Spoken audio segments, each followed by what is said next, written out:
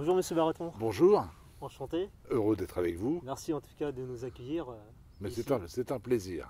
au Grand Trianon. dans Au votre Grand maison. Trianon, nous sommes près du Grand Trianon, à 2 pas du château de Versailles, dans un endroit pas très connu, qui est le démarrage, le début, je dirais, du domaine de Marie-Antoinette.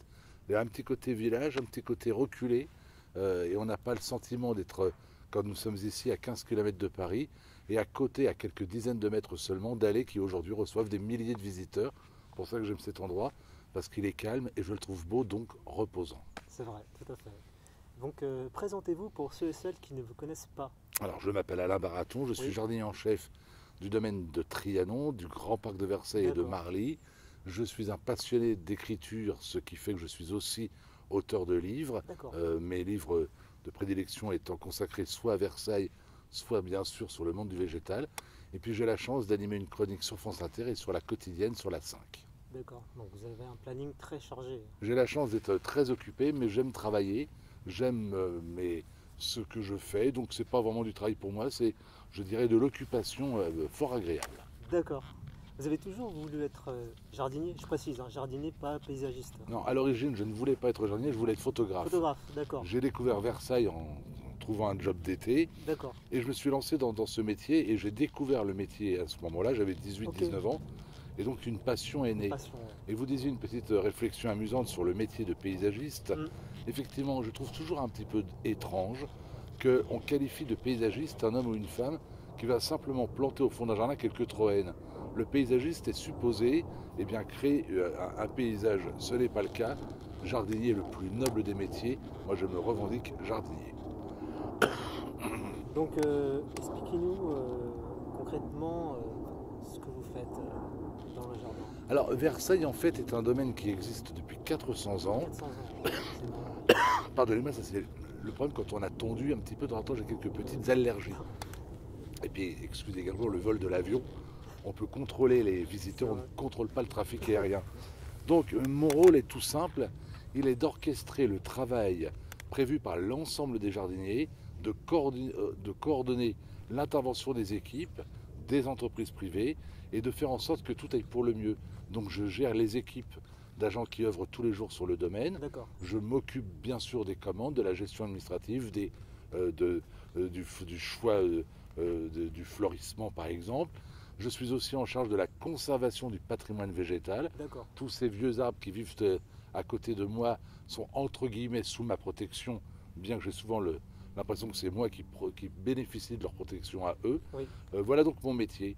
Organisateur, je suis en fait, pour faire simple, un chef d'orchestre. Les musiciens sont les jardiniers et la partition a été écrite par André Lenôtre il y a maintenant plusieurs années. D'accord. Vous avez quelque chose qui je trouve très très intéressant. Vous prenez vraiment soin des plantes, des arbres. Vous faites en sorte de ne pas les abîmer, on va dire. La nature est fragile. La nature, pour qu'elle nous offre ce qu'elle a de meilleur, a besoin d'être connue, respectée et encouragée. D'accord. Alors je me comporte comme un tuteur pour une plante grimpante. Je fais en sorte que les végétaux ici puissent bénéficier de ce dont ils ont besoin, qu'ils ne manquent pas d'eau par exemple en été quand les températures sont caniculaires. Je fais en sorte également de respecter le cycle des saisons. Alors à 2 pas d'ici, il y a le jardin André Lenôtre où tout est taillé, tout est ordonné. Mais est-ce bon pour la plante? Je n'en suis pas sûr. C'est bon pour le jardin, c'est bon pour l'histoire. Mais quand on sait qu'un tilleul, quand il est taillé tous les ans, a une espérance de vie d'environ 150 ans, Oui. et le même tilleul non taillé 450 ans, vous voyez que ce n'est pas très bon pour la végétation. Exactement. Donc j'aime qu'on respecte la nature, parce que quand on respecte la nature, on respecte notre environnement, on respecte également nos enfants. Tu sais, c'est pas moi qui le dis, c'est Antoine de Saint-Exupéry qui disait cette phrase merveilleuse: on n'hérite pas de la terre de ses parents, on l'emprunte à ses enfants. Donc moi, je pars du principe que je dois restituer aux générations futures ce jardin, et je fais en sorte de respecter pas seulement les plantes, mais également les animaux qui y vivent. D'accord. Du coup, comment vous définissez l'âge d'un arbre? Comment ça se calcule? Et on définit l'âge d'un arbre comme l'âge d'une personne. Quand vous regardez quelqu'un, déjà sa hauteur, vous pouvez être tout petit et être très âgé, tout comme vous pouvez être déjà grand et être très jeune. Donc il y a quand même une indication. Il est rare d'avoir un enfant de quelques années seulement qui atteigne 1,80 m. Donc un arbre de haute dimension, forcément, est déjà un arbre qui a bien vécu. Ensuite, il y a la grosseur de son tronc. qui est un élément intéressant. Il y a aussi, bien évidemment, l'écorce. L'écorce qui est très parlante, elle est comme une peau. Quand on regarde une vieille personne, elle a souvent la peau qui est ridée, qui est plissée, qui est couverte de taches. Oui. Il en est de même pour une écorce qui va se fissurer, se craqueler. Et puis il y a l'ensemble du végétal qui vous permet d'avoir une estimation. Alors l'estimation peut de temps en temps varier d'un végétal à l'autre, mais il est rare que je me trompe, effectivement, et je pense être aujourd'hui capable de savoir quels sont les arbres plusieurs fois centenaires et ceux qui n'ont pas atteint encore 100 ans d'existence. D'accord. Du coup, en vous intéressant aux plantes, aux arbres, vous vous intéressez aussi du coup à l'histoire, parce que ça va ensemble. Tout est lié, Tout les est plantes, lié, oui. voilà, il n'y a pas d'histoire sans végétaux. C'est ça, Comment oui. voulez-vous aujourd'hui dater, ne serait-ce que dans l'actualité, un contexte s'il n'y a pas des végétaux qui vous rappellent simplement que nous sommes en été? Qu'est-ce qui vous permet à vous aujourd'hui, en regardant un film, de savoir que la scène se déroule plutôt en juillet, plutôt en décembre, l'absence ou non de feuillage dans les arbres? Donc le végétal, l'arbre est le temps qui est passé, le temps à venir. Et les arbres ici ont contribué à l'histoire du lieu. Versailles a été construit par Louis XIV en 1662. Eh bien, il y a encore un arbre témoin de cette époque, un vieux chêne, D'accord. qui a été planté pratiquement à la même époque. D'accord. Eh bien, cet arbre, il est le témoin vivant d'une époque. Donc, il a une très grande importance. N'oubliez pas non plus que les arbres, même morts, continuent de vivre. On en fait des meubles. Oui. Donc, ces meubles permettent de dater parfois l'origine d'un tableau, l'origine d'un meuble, l'origine d'une table. Donc, c'est très important de s'intéresser aux arbres qui contribuent à l'histoire de France, qui font pleinement partie de l'histoire de France. Ouais, c'est vrai, on n'entend pas souvent parler de ça justement. Et c'est dommage. C'est dommage, ouais. Donc, vous produisez aussi des légumes, des fruits. Nous avons créé un Ouais. potager ici, il y a maintenant 3 ans, D'accord. et je voulais absolument relier le jardinier et le cuisinier. Voilà. Ce sont deux métiers complémentaires. Vous travaillez avec. Et je travaille donc avec Alain Ducasse D'accord. pour le Plaza Athénée. Nous fournissons les légumes. Nous avons rejoint d'ailleurs cette année le Collège culinaire de France. D'accord. Preuve en est que nous sommes aujourd'hui dans l'excellence de la production Ok. de pommes de terre, de tomates ou de salades. Et j'aime bien l'idée que le jardinier retrouve ses lettres de noblesse au même titre que le jardinier. Aujourd'hui, on parle des chefs cuisiniers, Oui. on ne parle jamais des chefs jardiniers. Et il y en a beaucoup. C'est vrai. Et que serait un cuisinier sans jardinier? C'est vrai. Il n'existerait pas. Exact. À quoi servirait le jardinier si personne ne mangeait sa production? Donc en mettant en contact les deux professions, j'ai le sentiment de valoriser le travail manuel et de rappeler à tous ceux qui nous écoutent qu'il est de bon ton de parler d'intellectuels, mais ce ne sont pas les intellectuels qui font manger le peuple, ce sont les jardiniers, ce sont les gens qui travaillent de leurs mains. J'aime les travailleurs manuels. D'accord. Des dernières questions. Quelles sont les alternatives à tout ce qui est pesticides? Alors, je vais vous raconter une anecdote. Nous sommes en 1999 et Oui. une tempête a causé sur ce parc des dégâts Oui. considérables. C'est vrai. Le parc est meurtri, déchiré, blessé, Oui. pratiquement mort. Et il ne ressemble à plus rien. Oui. Il y a des morceaux d'arbres dans tous les sens, des arbres sont éclatés, le sol est recouvert de bouts de bois. Et on voit une machine qui arrive pour tuer les moustiques. D'accord. Ouais. La situation est jugée délirante. Il n'y a plus âme qui vivent dans ce parc. On retrouve des oiseaux morts par milliers. Les mammifères sont restés cachés, on ne les voit plus.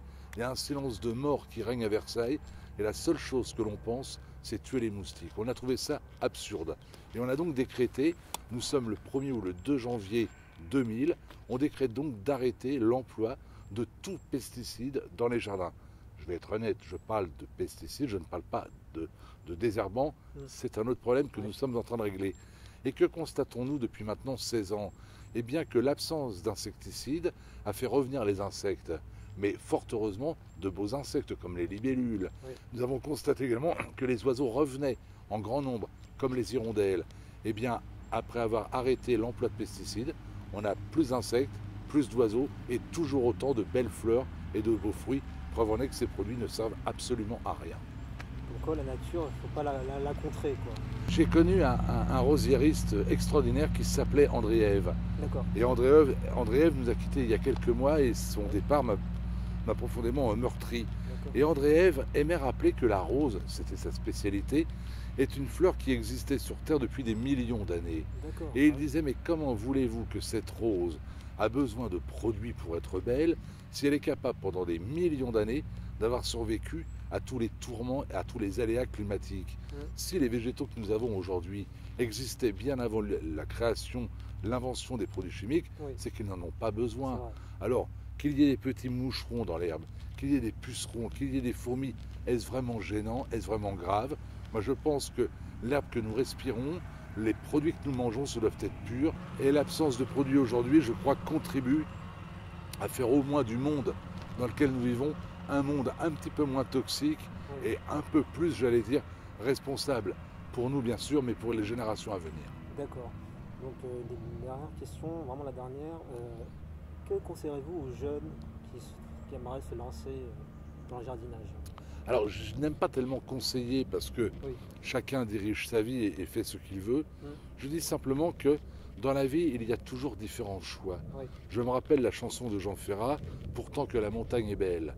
Et dans cette chanson, il dit « Ils seront flics ou fonctionnaires, de quoi attendre sans s'en faire, que l'heure de la retraite sonne. » Alors chacun dans la vie est libre de faire ce qu'il veut.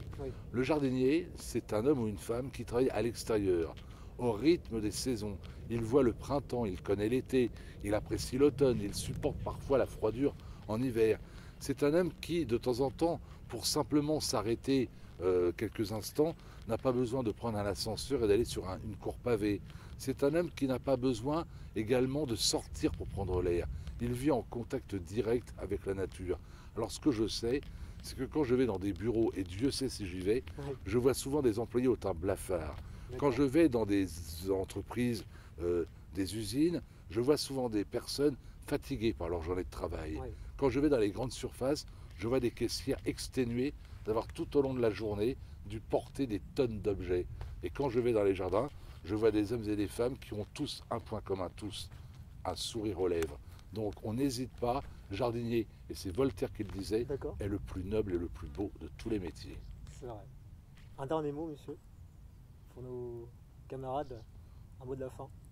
Oui, qu'il faut aimer la vie, il faut aimer la nature, il faut respecter les arbres et se souvenir que quand aujourd'hui on plante un arbre, même dans sa petite propriété, même si le jardin est de modeste dimension, ce jardin ne vous appartient, cet arbre ne vous appartient pas. Vous en êtes en quelque sorte le protecteur et que vous plantez toujours pour les générations à venir, jamais pour vous. Très bien. Merci pour tout, monsieur Baraton. Merci à vous.